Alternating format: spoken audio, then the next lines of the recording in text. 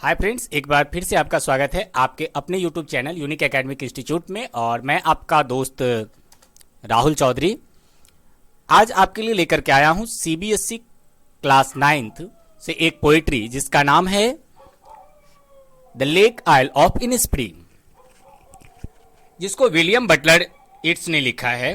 William Butler it's की बात करें तो एक आयरिश पोएट थे और उनका जन्म 13 जून 1865 को आयरलैंड में हुआ था और उनकी डेथ 28 जनवरी 1939 में फ्रांस में हुई थी। विलियम बटलर येट्स को अगर देखा जाए तो 20वीं शताब्दी में जो सबसे चर्चित कवि होते हैं लिटरेचर के, उनमें से उनका नाम आता है और ख़ास तौर से जो आयरलैंड में लिटरेरी एस्टेब्लिशमेंट में उनको केंद्र बिंदु माना जाता है, यानी एक बहुत ही प्रमुख स्थान दिया जाता है। अगर इनकी प्रमुख रचनाओं की बात करें तो the Second Coming, Lake Isles of Innisfree, sailing to Belgium, Easter और 1916 इनकी प्रमुख रचनाएं रही हैं। इनके कद का अंदाज़ा आप इस बात से लगा सकते हैं कि सन 1923 में इनको नोबेल पुरस्कार से सम्मानित किया गया था साहित्य के क्षेत्र में, लिटरेचर के क्षेत्र में। और आज जो इनकी कविता हम पढ़ने जा रहे हैं जिसका नाम है द लेक आइल ऑफ इनिस्प्री, ये एक इनिस्प्री की एक घाटी की कहानी, इनिस्प्री नामक जगह की कहानी है।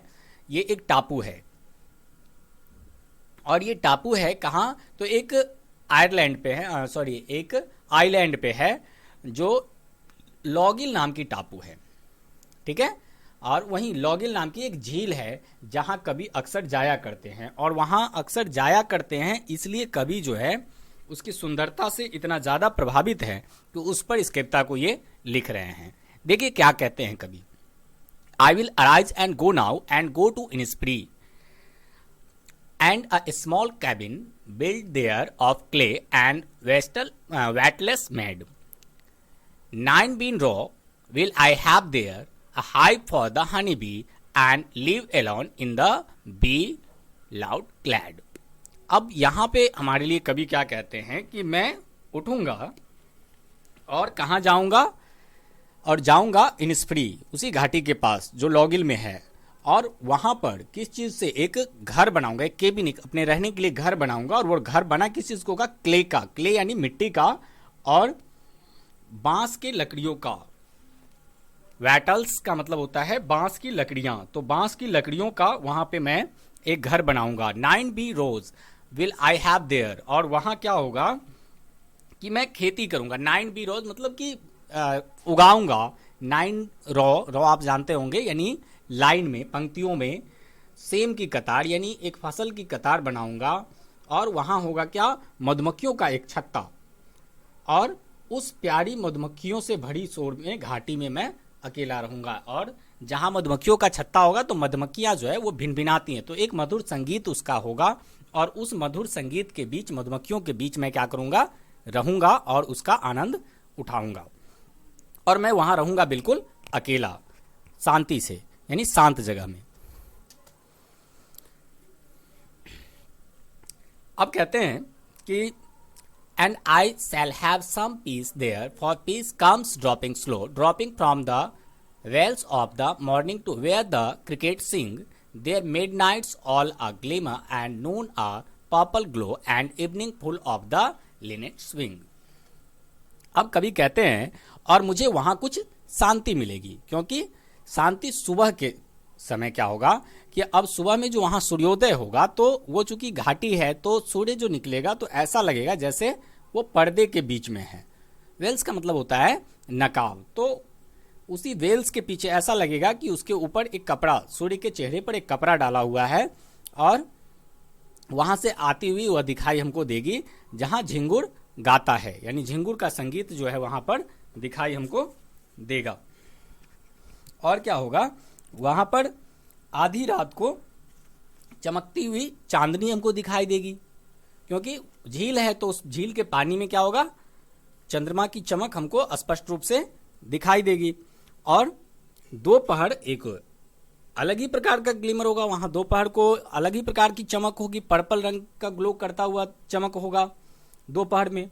और उसके बाद क्या होगा, and evening full of a Lynette wings, और शाम के समय, लिनेट का मतलब होता है एक पंछी है, एक प्रकार का पंछी है, तो शाम के समय उन पंछियों के पर जो है वो फड़फड़ाते हुए आसमान में दिखाई देंगे। तो निश्चित रूप से हमको क्या होगा कि वहां पे बहुत आनंद आएगा और मैं उस आनंद में वहां झूमता रहूंगा, आनंद मनाता रहूंगा। तो ये दूसरे पद में कहते हैं, यानी कवि को वो जगह इतनी पसंद आई है कि वहां अकेले रहने के बारे में कवि योजना बना रहा है। फिर कहते हैं, I will rise and go now for always night and day I hear lake water lapping with low sounds by the so while I stand on the roadway or on the pavement's grey, I hear it in the deep heart of core. अब कभी कहते हैं कि मैं उठूंगा और अब जाऊंगा, क्योंकि हमेशा दिन रात मैं झील के पानी को हल्की आवाज में सुनूंगा। यानी झील का जो पानी होगा उसकी जो आवाज होगी वह भी एक मधुर संगीत के रूप में मुझे सुनाई देगा और सुनूंगा, मैं उसको सुनूंगा, किनारा छूते हुए सुनता हूं। यानी उसके किनारे पर जब खड़ा होता हूं तो जब वो आकर के किनारे से टकराता है तो एक अलग प्रकार की आवाज वहां पर आती है, तो मैं उसको सुनूंगा।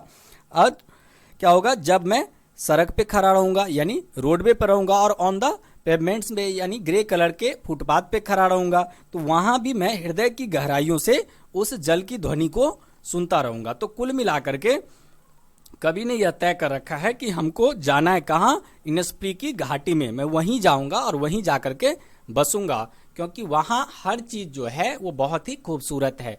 चाहे वहां की सुबह हो, दोपहर हो, शाम हो या रात हो, हर चीज एक अलग ही खूबसूरती का बयान करती है। यानी वहां अकेलापन में भी इंसान जो है वो कभी बोर नहीं होगा, वहां उसको प्रकृति की वास्तविक सुंदरता का आनंद मिलता रहेगा। इसलिए कवि ने यह तय किया है कि वो वहां जाएगा और वहीं जाकर के रहेगा हमेशा, दिन और रात के लिए, क्योंकि वहां उसे हर प्रकार से प्रकृति की सुंदरता का आभास होगा और उसका वह आनंद उठा पाएगा। आशा करता हूं दोस्तों कि आपको हमारा ये वीडियो जरूर पसंद आएगा, और अगर आपको हमारा वीडियो पसंद आया है तो इसे लाइक करना और शेयर करना ना भूलें। अगर आपने हमारे चैनल को अब तक सब्सक्राइब नहीं किया है तो प्लीज सब्सक्राइब करना भी ना भूलें।